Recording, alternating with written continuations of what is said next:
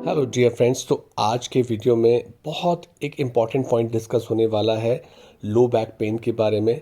Low back pain की एक ऐसी सिचुएशन होती है जहां ज़्यादातर पेन नॉर्मल मेडिसिन से, नॉर्मल ट्रीटमेंट से ठीक हो जाते हैं।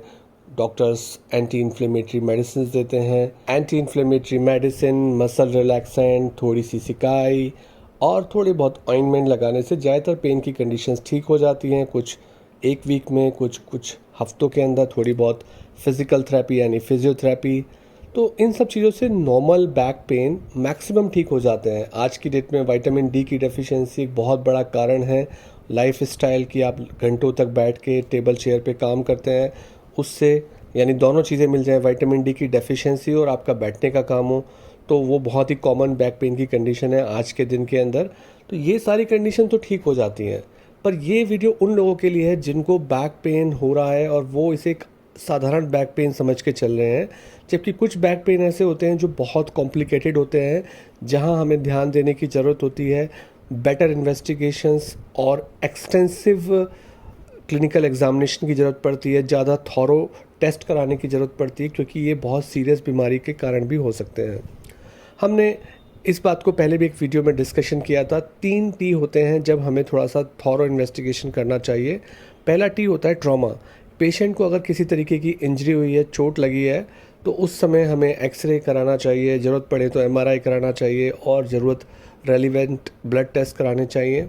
दूसरा टी होता है ट्यूबरक्लोसिस या कोई भी और इन्फेक्शन, ट्यूबरक्लोसिस या कोई भी और बैक्टीरियल इन्फेक्शन।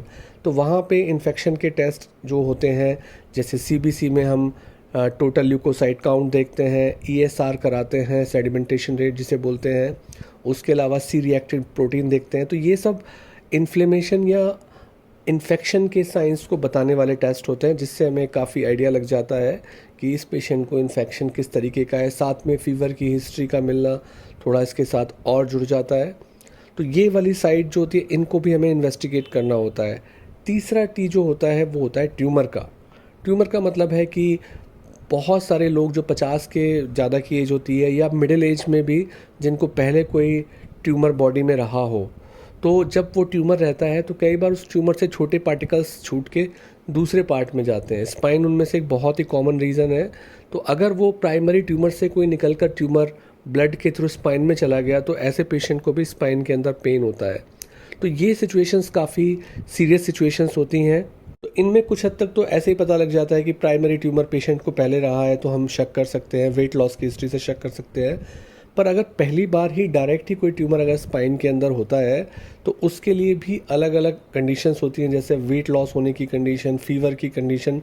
रात में जब आप रेस्ट कर रहे होते हैं, नाइट में भी पेन होता है, तो भी इस चीज़ का शक पड़ जाता है कि दिन भर में नहीं हुआ, रात में सोते वक्त पेन काफ़ी हुआ, तो वो भी एक इंडिकेशन हो जाता है ट्यूमर के लिए। तो वहाँ भी थॉरो इन्वेस्टिगेशंस, एमआरआई, एक्सरेज, ये सब करने पड़ते हैं। ज़रूरत पड़ती है तो पैट स्कैन भी कराया जाता है। उसके अलावा भी कुछ मिली जुली कंडीशंस होती हैं जहाँ पे हमें थोड़ा थॉरो इन्वेस्टिगेशन करना पड़ता है। जैसे स्पेशली विमेन में जो एक इन्फेक्शन होता है जिसे हम बोलते हैं पेल्विक इन्फ्लेमेटरी डिजीज़, या मेल में भी हो सकता है। तो वहाँ पे अगर कोई भी इन्फ्लेमेटरी कंडीशंस है तो वो भी बैक पेन जैसी लगेगी, पर उसका ट्रीटमेंट बैक पेन की तरह नहीं होता है। पैनक्रियाज में इन्फ्लेमेशन है जिसे पैनक्रियाटाइटिस बोलते हैं, वो भी बैक पेन जैसा लगता है। यूरिन में कोई इन्फेक्शन हो जाए तो उसका भी बैक पेन जैसा प्रेजेंटेशन हो सकता है।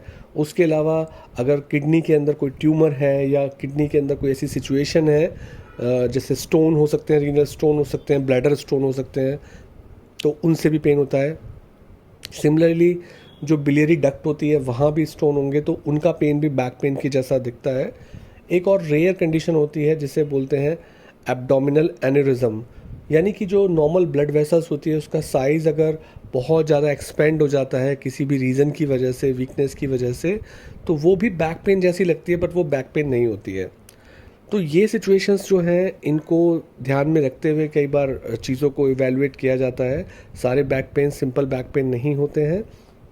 उसके अलावा आम धारणा होती है कि जो डिस्क रिलेटेड पेन होते हैं, कि डिस्क बढ़ गई है और उसकी वजह से हो गया है, उसको लोग बहुत सीरियसली लेते हैं। पर 90 से 95% डिस्क के पेन नॉर्मल मेडिसिन से नॉर्मल ड्यूरेशन में ठीक हो जाते हैं। उनके लिए कोई स्पेशल टेस्ट या इन्वेस्टिगेशन कराने की ज़रूरत नहीं पड़ती है। इवन पहली बार जो पेन होता है वो नॉर्मल मेडिसिन से ठीक भी हो जाता है बिना टेस्ट के। बट उसके साथ साथ अगर कुछ ऐसे फीचर्स आ रहे हैं जैसे बहुत ही सीवियर पेन हो रहा है जो मेडिसिन देने के बाद भी ठीक नहीं हो रहा है, तो उसमें भी थॉरो इन्वेस्टिगेशन करना चाहिए। उसके अलावा बहुत सीवियर पेन के अलावा अगर पैरों में सुन्नपन आ रहा है या वीकनेस आ रही है या पेशेंट के चलने में गेट के अंदर प्रॉब्लम आ रही है कि जब वो चल रहे हैं तो एक अजीब से गेट के साथ चल रहे हैं, तो वहाँ भी हमें इन्वेस्टिगेशंस करने चाहिए। कई बार बैक पेन जिनको होता है उनकी सर्वाइकल स्पाइन में भी प्रॉब्लम होती है और वहाँ की डिस्क बड़ी हुई हो सकती है जो वहाँ प्रेशर क्रिएट करे और उसकी वजह से आपके हाथों में वीकनेस हो। आपके अगर ब्लैडर या बॉवेल के मूवमेंट भी डिस्क के प्रेशर से गड़बड़ हो गए हैं, यानी डिस्क से इतना प्रेशर पड़ा कि ब्लैडर का कंट्रोल ख़त्म हो गया, यूरिन अपने आप निकल जाता है या स्टूल अपने आप पास हो जाता है, तो ये सीरियस कंडीशंस होती हैं। इनको तो बहुत ही इमरजेंसी बेसिस पे एमआरआई करा के और इमीडिएटली सर्जरी के लिए जाना पड़ता है। इसमें कोई क्वेश्चन नहीं होता है। लेट करने पे बॉडी के फंक्शंस रिटर्न होने में बहुत प्रॉब्लम होती है, तो ये भी एक सीरियस कंडीशन होती है जिसका ध्यान रखा जाना चाहिए। तो इसको समराइज़ करते हैं, नॉर्मल बैक पेन जो पहली बार होते हैं नॉर्मल मेडिसिन से ठीक हो जाते हैं। पर अगर आपको ऐसे पेशेंट के अंदर कोई इन्फेक्शन के साइन दिख रहे हैं, जैसे फीवर दिख रहा है, रात में भी उनको अगर पेन हो रहा है, नाइट पेन जिसे बोलते हैं, उसके अलावा ब्लड के टेस्ट में ESR CRP बढ़े हुए आ रहे हैं, TLC बढ़ा हुआ आ रहा है, एक्सरे कराने पे तो नॉर्मली ऐसे पेशेंट में ज़्यादा नहीं आता है, बट MRI में इन्फेक्शन अगर लंबे समय तक है तो वो दिख जाता है। तो ड्यूरेशन अगर डिजीज़ की ज़्यादा है तो हम MRI स्कैन करा सकते हैं ऐसी सिचुएशंस के अंदर। उसके अलावा अगर किसी भी अनएक्सप्लेन्ड रीज़न की वजह से पेशेंट का लगातार वेट लॉस हो रहा है, शाम के वक्त रोज़ बुखार चढ़ जाता है, भूख कम हो गई है, तो ये फीचर्स जो होते हैं जो कि इंपॉर्टेंट फीचर होते हैं जहाँ ध्यान देना होता है। लैट्रिन बाथरूम का कंट्रोल छूट जाना, पेशेंट का एबनॉर्मल गेट होना, बैक के साथ साथ नेक में पेन होना, तो ये खतरे की घंटी बजाने जैसी बातें हैं। या बॉडी में कोई वीकनेस का आना कि मोटर वीकनेस हो गई है, पैरों की ताकत कम हो गई है, हाथों की ताकत कम हो गई है, वहाँ पे ध्यान देना।